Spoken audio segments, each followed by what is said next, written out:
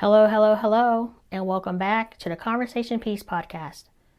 But before we get into the episode, please like, share, comment, and subscribe to the channel. It helps the algorithm, and I want to share positive, enlightening content for people to reflect upon. It only takes a second, and hey, it's free. Thank you. In the last episode, we reflected briefly on mankind and our relationship to the universe through the Creator, Allah subhanahu wa ta'ala. Let's expand upon how we as a marvel of creation also have a connection to our humble dwelling, the earth. See, Muslims believe that Adam alayhi salam and Hawa, Eve alayhi salam, were made for the earth, to be a vicegerent on earth, even though they were created in paradise. Surah 2, Ayat 30. Behold, thy Lord said to the angels, I will create a vicegerent on earth. They said, will you place therein one who will make mischief and shed blood, while we do celebrate your praises and glorify your holy name? Allah said, I know what you know not. Let's take a look at the word vicegerent, for it has several meanings. But one that stood out to me was a person exercising delegated power on behalf of a sovereign or leader. Allah subhanahu wa ta'ala is the creator of everything we see in the heavens and the earth and all between. Of his creation, it is mankind that are the stewards of this earth. Earth is special. Earth is unique. And there are signs in the Qur'an that reflect this. There is a surah in the Qur'an, 57, entitled Al-Hadid, the iron. Why is this significant? Surah 57, Ayat 25. And we sent down iron. Let's examine that statement because it is vital. See, iron is not a native element to Earth. It is believed to have come from space during the early development of Earth, and it makes up a very significant portion of the Earth's inner and outer core. Let's reflect more in Ayat 25, wherein is great military might and benefits for the people. See, iron is an essential element for all life on Earth. Plants, animals, and microorganisms need iron in order to function. Let's explore Surah 25, Ayat 53. And it is He who has released simultaneously the two seas, one fresh and sweet, one salty and bitter.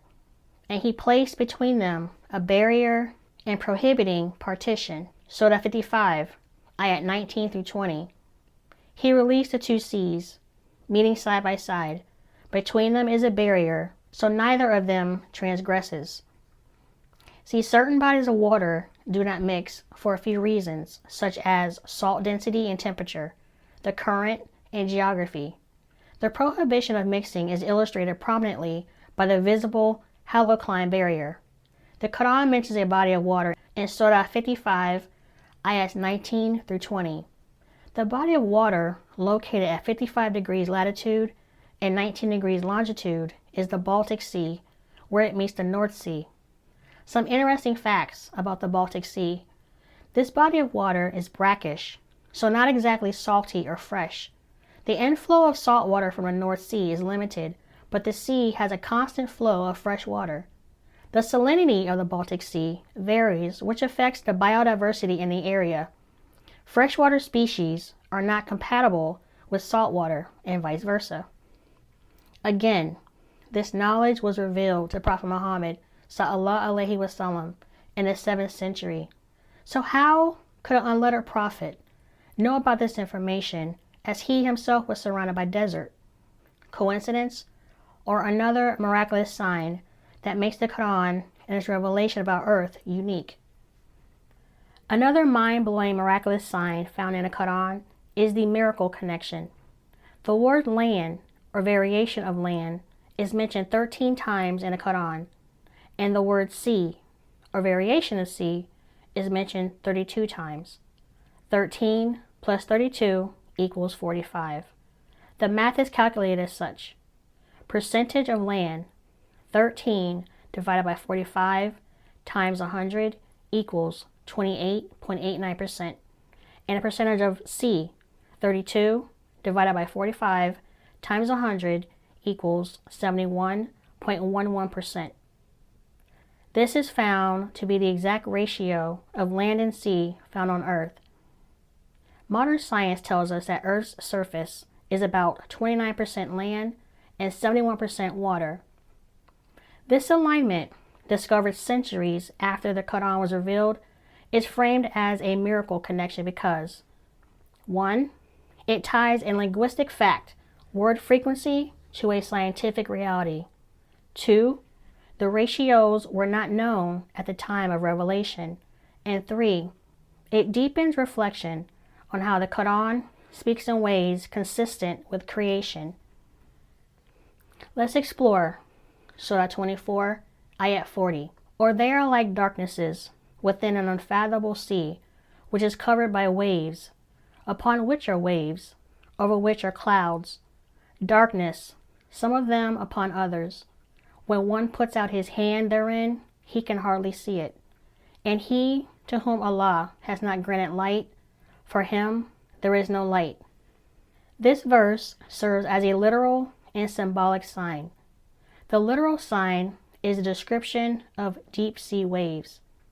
Dark seas were unknown until deep sea exploration was explored, where it was discovered that light penetration can go as deep as 1,000 meters, but typically beyond that point is complete darkness, mirroring the statement in the surah, when one puts out his hand, he can hardly see it. Waves upon waves, over which are clouds. Scientists have discovered that the ocean has 3 primary layers. These layers are surface, thermocline, and deep ocean. Let's explore the symbolism in science surrounding Surah 78, Ayats 6 through 7. Have we not made the earth a resting place, and the mountains as stakes? Mountains appear immovable to us, but science shows they are a part of shifting tectonic plates that are rooted deep but are still subject to movement, resulting in earthquakes, erosion, and volcanic activity. The earth feels stable, but spins over 1,000 miles per hour on its axis. This ayat reminds us that just because something appears stable doesn't mean it is by its own power.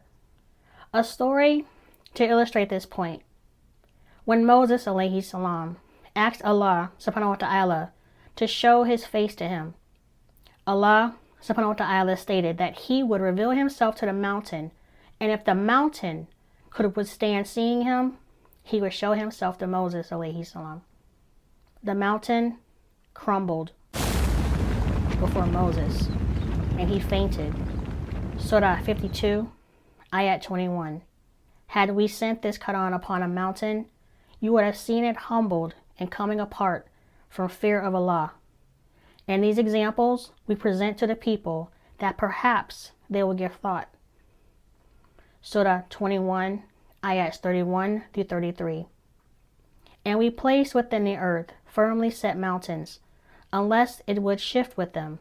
And we made therein mountain passes as roads, that they might be guided.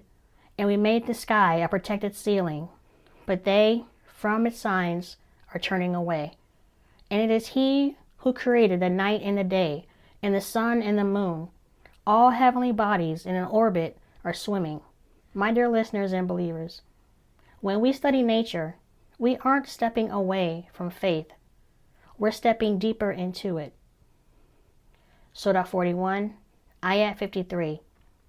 We will show them our signs in the horizons and within themselves, until it becomes clear to them that it is the truth. But is it not sufficient concerning your Lord that He is, above all things, a witness? In the next episode, my Imam affectionately calls me the Bee, from the movie Akila and the Bee. So in the next episode, that is the community of creation we will be exploring as we delve deeper into the sciences and the miracle that is the Holy Qur'an. So until next time, stay curious, stay open, and may your heart be filled with wonderment and enlightenment. Assalamu alaikum.